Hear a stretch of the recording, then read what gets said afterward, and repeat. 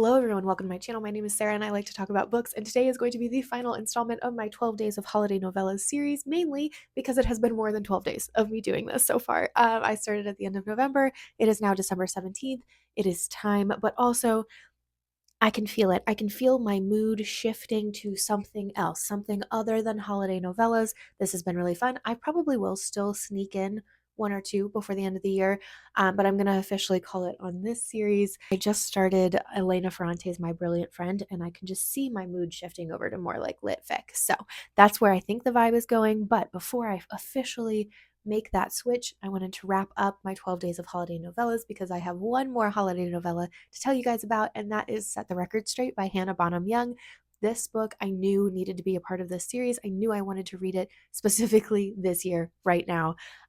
Last year, I read Out on a Limb by Hannah Bonam-Young, and it was one of my favorite contemporary romances that I have ever read, which is crazy because the entire story is revolving around the accidental pregnancy trope, which I don't like when anybody else does it. Not a single other person. I don't like when they do it, but when Hannah Bonam-Young did it, it was perfect. It was absolutely perfect.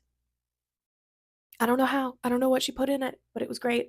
So I needed to read her holiday novella, Set the Record Straight. Let's get into the details. So before I get into all of my thoughts on this one, let me read you the synopsis. It says, the day Clara started her new dream job as an assistant to her photography idol, she was met with an assumption that caught her off guard and stunned her silent.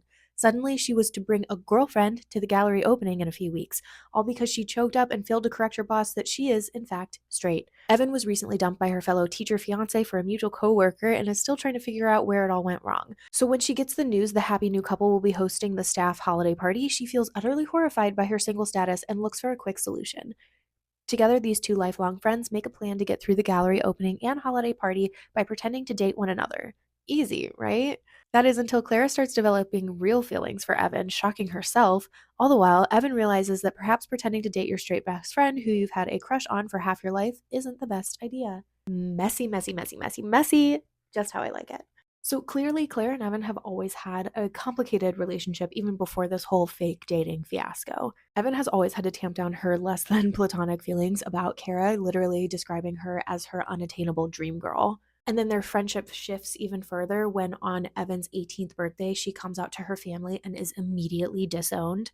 Claire's family steps in and takes her in without question. Evan then describes Clara as her last remaining piece of home, which is devastating. And then we have Clara, who is a very late sapphic bloomer and is still like discovering all of these new aspects of herself. But one thing becomes very clear to her the moment she starts fake dating her best friend Evan, and that is that she is immediately into it. Yes, she is. And just to emphasize how into it she is, she specifically says, if I had to pinpoint it, if I was asked at this exact moment, I'd say my sexuality is the corner of Evan's lips. I'm screeching. Literally screeching.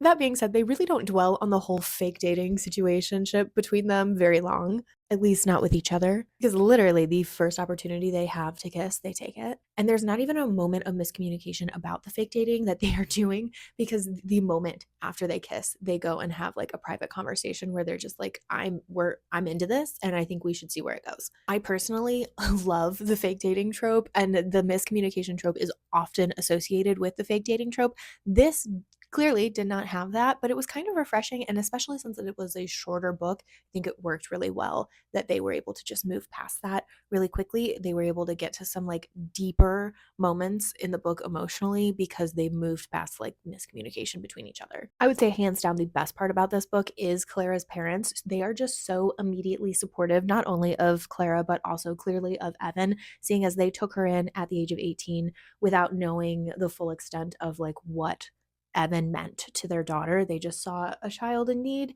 and they decided that they were going to fill that need. And even when Clara comes out to her parents, they don't necessarily have like the best words to say, but it's so clear in everything that they do say and that they do that they just want to know, they just want Clara and Evan to both know that they're loved. The only criticism that I have for this book is that sometimes it was hard to tell the difference between who was speaking between Clara and Evan, they had a very similar tone. And especially at the beginning of the book, where you're not like quite as familiar with the two, I had to really rely on like context clues to remind myself of like who was speaking in that moment, if they were like at a school versus like doing photography things, or like how they were talking about their parents. Like it was hard to remember and keep track of one over the other because they sounded very similar.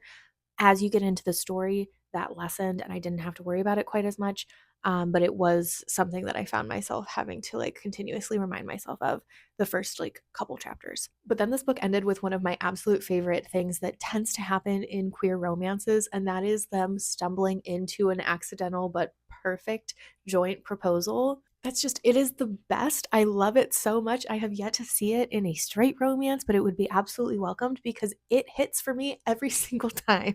At this point, I'm very confident in saying that out of all of the holiday novellas that I have read so far this year, Set the Record Straight has by far been my favorite. So I'm going to go ahead and rate it 4 Snow Women and their cat Bagel, because I forgot to mention that Evan has a cat and the cat's name is Bagel. Okay, and because this is my last holiday video of the year, I wanted to do some quick speed recommendations of all of the holiday novellas I've read this year and last year that I would recommend. Starting with Kiss Her Once for Me by Alison Cochrane. Fake dating is all fun and games until you accidentally fall in love with your fake fiance's sister. This one is messy and excellent. Mistletoe and Michigas by M.A. Wardell. More fake dating. I will literally never be sick of it. This time our main characters are a dazzling kindergarten teacher and the janitor. They are quite literally opposites in every single way, and they are perfect for each other. Only Santa's in the Building by Alexis Daria. This one is short and sweet. It manages to hit some really good emotional highs and lows all within 65 pages. It stays relatively light, but I would still recommend checking out the trigger warnings on that one on Storygraph. And then for some weirder recommendations, there's Dear Monster Claus by Maeve Black, because what if Santa was actually Santana? And what if he was a dragon? And what if he tastes like candy canes? Hmm? And what then? What then? There's also Mistletoe by Kimberly Lemming. This is another brilliant piece of the Mead Mishap series. Anything that Kimberly Lemming decides to put in this series, I will be reading. This is a blast. Peak entertainment, just an excellent time all around. Hear Me Out. Cookies and Cream by Latrexa Nova. This is 40 pages of absolute insanity. Read at your own risk, but if you do read it, I want to talk about it. Snowed In with a Demon by Ellie Eldridge is a paranormal romance set at a spooky, haunted, cozy inn for those who prefer spooky season but still want to be festive. Okay, so this officially concludes 12 days of holiday novellas. Let me know in a comment below if you have read some holiday novellas this year and what you've enjoyed so far. While you're doing that, you might as well like this video and subscribe to this channel. I will be doing a yearly wrap up of like my favorites and least favorites for 2024, so stay tuned for those. I have a feeling it's going to be very hard to narrow some of these down, but if you are still here with me, thank you so much for being here today. I hope you have a beautiful, beautiful day. Mwah.